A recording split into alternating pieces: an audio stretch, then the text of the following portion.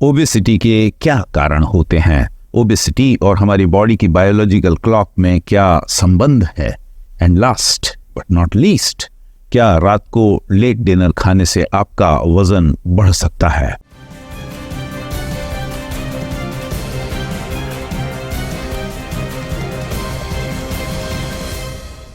Hello and welcome to nourishing Kaka. अब हमारे देश में आज की तारीख में अधिकतर adult population metabolic syndrome, insulin resistance, belly fat, visceral fat और ओबेसिटी से परेशान है। और ओबेसिटी की इस महामारी के कई कारण हैं।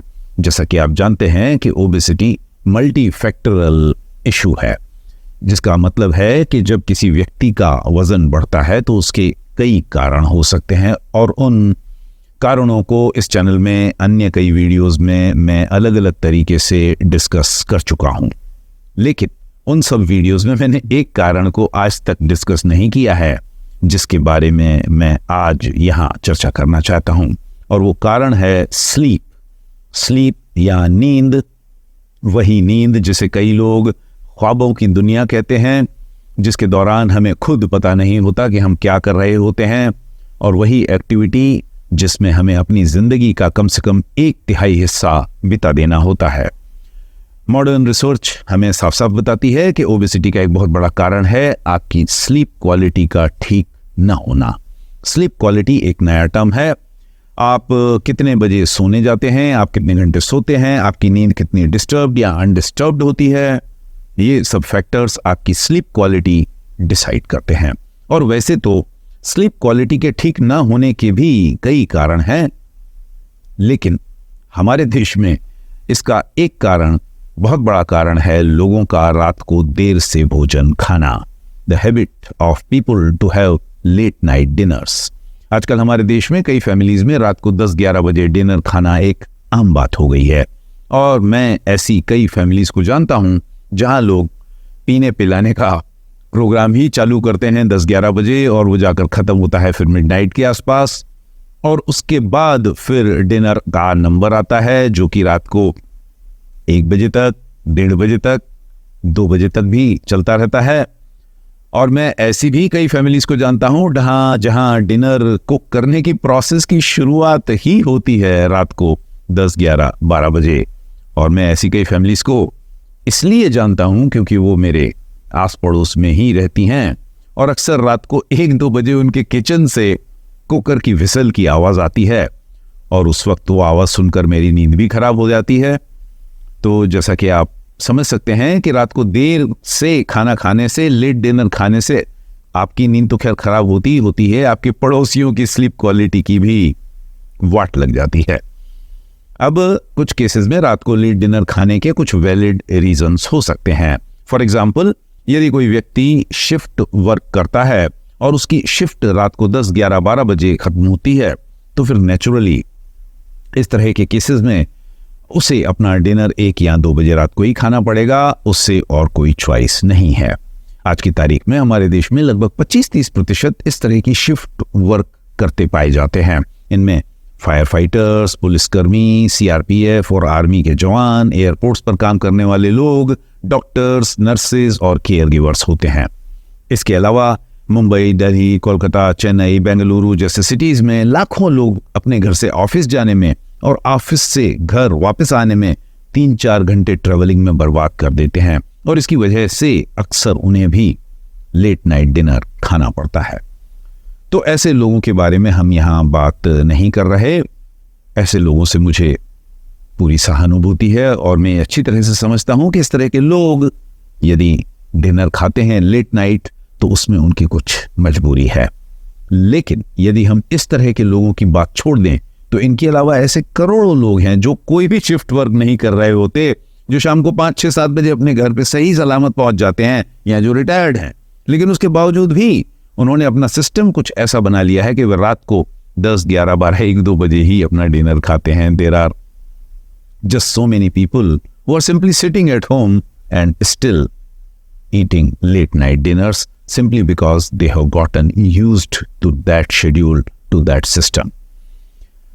अब भले ही वो व्यक्ति काम करने वाला हो या रिटायर्ड हो, लेकिन जब भी कोई व्यक्ति इतना लेट डिनर खाता है तो उसकी बॉडी को उसे डाइजेस्ट करने में बहुत तकलीफ होती है, ज़रूरत से ज़्यादा तकलीफ होती है। इनफैक्ट इतनी परेशानी होती है कि हम उसकी कल्पना भी नहीं कर सकते।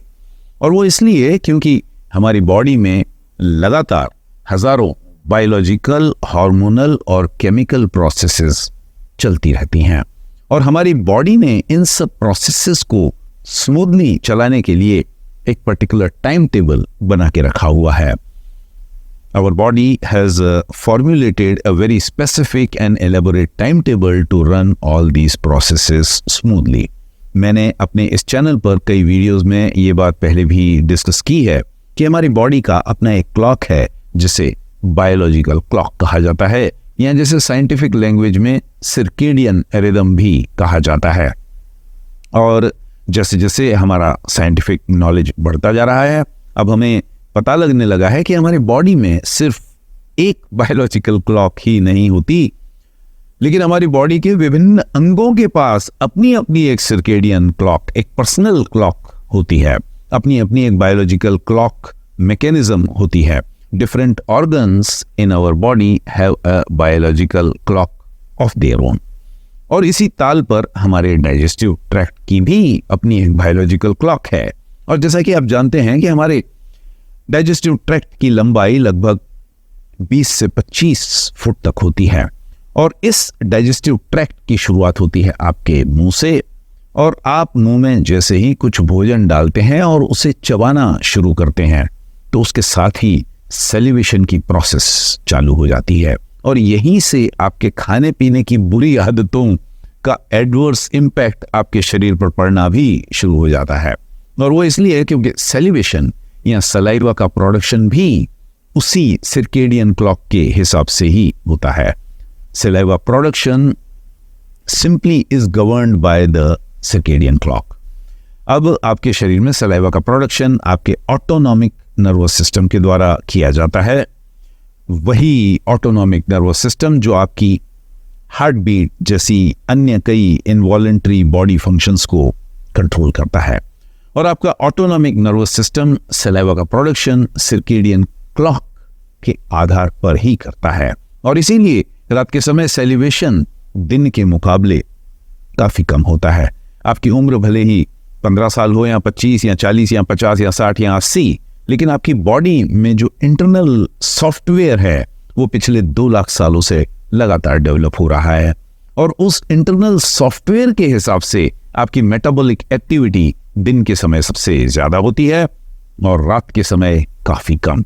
और इसी के चलते आपकी बॉडी रात के समय आपके मुंह में सलाइवा का प्रोडक्शन भी कम कर देती है। आपके मुंह में दिन के टाइम पर सेलिवेटरी फ्लो रेट काफी ज्यादा होता है, लेकिन रात के समय वही सेलिवेटरी फ्लो रेट काफी कम हो जाता है। आपने तो दारू पी ली और ऊपर से चखना भी ठूस दिया और फिर उसके ऊपर से दबा के बहुत सारा डिनर भी खा लिया और फिर उसके बाद आप बेडरूम में जाकर अपने बिस्तर पर कूद गए और सो गए। आपको इस बात का ख्याल ही नहीं आया कि अब आपके स्टमक को इन सब लफड़े वाली चीजों से मुक्ति पाने के लिए पूरी रात भर ओवर टाइम काम करना पड़ेगा। और परेशानी की बात यह है कि दारू पीने का और चखना खाने का मजा आपको आया, आपके स्टमक को नहीं आया। दारू पीते वक्त अरिजीत सिंह के रोमांटिक गाने सुनने का मजा आपने लिया, गुलाम अली की गजलें आपने सुनी, आपने गुनगुनाई। आपके पेट को गुलाम अली की गजलों से, गुलजार साहब की कविताओं से और जावेद अख्तर साहब की शेरो शायरी से कुछ नहीं लेना देना, लेकिन फिर भी उस बेचारे को आपकी उन सब हरकतों की सजा पूरी रात भुगतनी पड़ी। लेकिन साहब, हमारे देश में एक बहुत ही पुरानी और एक बहुत ही पावरफुल देसी कहावत है और आई एम श्योर कि आपने वो सुनी ही है। मैं आपको सिर्फ उसे यहां याद दिलाना चाहता हूं। और वो कहावत कहती है कि यदि आप किसी दूसरे के लिए खड्डा खोदोगे तो उसमें आप खुद भी गिरोगे। यदि आप अपनी बॉडी को टॉर्चर करोगे, यदि आप अपने स्टमक को जरूरत से ज्यादा परेशान करेंगे तो आप खुद भी सुखी नहीं रहेंगे। जब आपका स्टमक पूरी रात बिजी रहता है तो इससे आपकी स्लीप क्वालिटी भी डिस्टर्ब हो जाती है। आपको वैसी नींद नहीं आती जो आपको अपनी बॉडी और माइंड की एनर्जी लेवल्स को रीस्टोर करने के लिए जरूरी होती हैं। और इसीलिए जब आप अगले दिन सुबह सवेरे उठते हैं तो आपको उठने का दिल ही नहीं करता। अक्सर जब लोग रात को 12, 1, 2 बजे डिनर खाकर सोते हैं तो नेचुरली फिर वे सुबह देर से उठते हैं। और परेशान करने वाली बात यह है कि वे भले कितना ही देर से उठें, उसके बावजूद भी उनकी नींद की क्वालिटी बेकार ही होती है और उसके चलते उन्हें लगातार थकावट महसूस होती रहती है। और उस थकावट की वजह से उनका बिस्तर से बाहर जाने का, उनका बिस्तर से उठने का दिल ही नहीं करता, क्योंकि उनकी रात की नींद पूरी नहीं हुई, सही तरीके की नींद उन्हें नसीब ही नहीं हुई। और इसके चलते वो जो थकावट उन्हें महसूस होती रहती है तो उन्हें लगता है कि अगर आज मुझे काम पर न जाना पड़े तो बहुत अच्छा। लेकिन साहब, काम की मजबूरी तो उन्हें होती ही है, क्योंकि रोजी रोटी कमानी है, फ्लैट की EMI भरनी है, बच्चों के स्कूल की फीस का इंतजाम करना है, and last but not least, रात का लेट नाइट डिनर खाने से पहले 2-4 पैग्स पीने के लिए दारू की बोतल भी खरीदनी है, और उसके अलावा चखने और चिकन और मुर्ग मुसल्लम का इंतजाम भी करना है।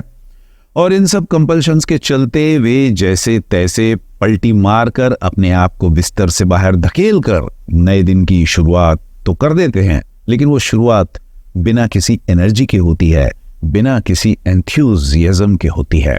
उनके शरीर में ना तो कोई ताकत होती है और ना ही उनके मन या दिमाग में कोई उमंग या उत्साह, और उसके चलते वे उस दिन कुछ एक्स्ट्रा स्ट्रेस का शिकार होते रहते हैं। उनका मूड भी खराब रहता है, उखड़ा उखड़ा रहता है, लोगों पे गुस्सा भी थोड़ा ज्यादा आता है। अगर बॉस थोड़ी सी भी उल्टी सीधी बात बोल दे तो उन्हें लगता है कि घुमा के उसको 1 लाख दो और नौकरी से रिजाइन कर दो। लेकिन जैसा कि आप जानते हैं, ऐसा नहीं किया जा सकता। और इस तरह के नेगेटिव मूड और एक्स्ट्रा स्ट्रेस से निपटने के लिए फिर वो कुछ एक्स्ट्रा भोजन ही खाते हैं, कार्बोहाइड्रेट्स ही खाते हैं। और अनफॉर्चुनेटली इन्हीं छोटी छोटी बातों से शुरुआत होती है एक्सेस वेट की, बेली फैट की, ओबेसिटी की। यदि मैं आपको अपना पर्सनल एक्सपीरियंस बताऊं तो मैं आपको कहना चाहूंगा कि मैं अपना डिनर रोज शाम को लगभग 4-5 बजे के आसपास खा लेता हूं, और वो इसलिए क्योंकि मैं इंटरमिटेंट फास्टिंग करता हूं, और उसके चलते मैं कोशिश करता हूं कि मैं अपना पूरा फूड इनटेक सुबह 10 बजे और शाम को 5 बजे के बीच में ही खत्म कर लूं। और इसके चलते रात को 9 बजे, 9:30 बजे जब मैं सोने के लिए जाता हूं तो मेरा पेट एकदम खाली होता है। उस वक्त तक मेरा डाइजेस्टिव ट्रैक्ट डिनर को पचाने की परेशानी से आजाद हो चुका होता है, और मेरे डाइजेस्टिव ट्रैक्ट के सभी ऑर्गन्स रिलैक्स्ड होते हैं। और इन सब की वजह से मेरी स्लीप क्वालिटी भी बेहतर होती है।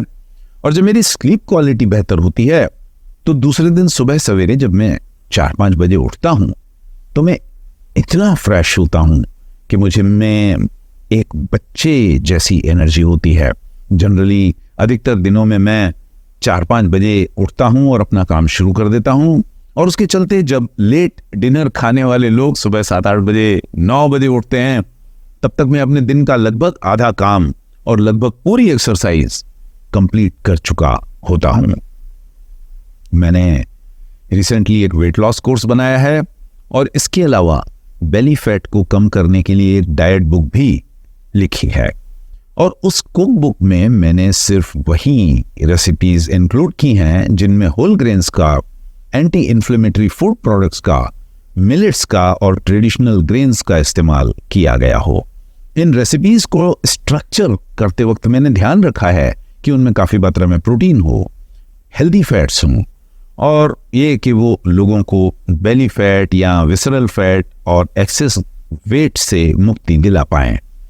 और इसके अलावा वे उनका post prandial blood glucose level भी नॉर्मल रेंज में लाने में उनकी सहायता कर पाएं। लेकिन, और इस बात को आप ध्यान से सुनिएगा, लेकिन यदि आप उस वेट लॉस प्रोग्राम में और उस belly fat busting diet book में बताई गई रेसिपीज को सही तरीके से इंप्लीमेंट भी करते हैं, सही तरीके से बनाकर खाते भी हैं, तो भी आपको उनसे कोई विशेष फायदा नहीं होगा यदि आप उन्हें गलत समय पर खाते हैं। और यही सच्चाई अच्छे से अच्छे फूड प्रोडक्ट्स पर भी लागू होती है।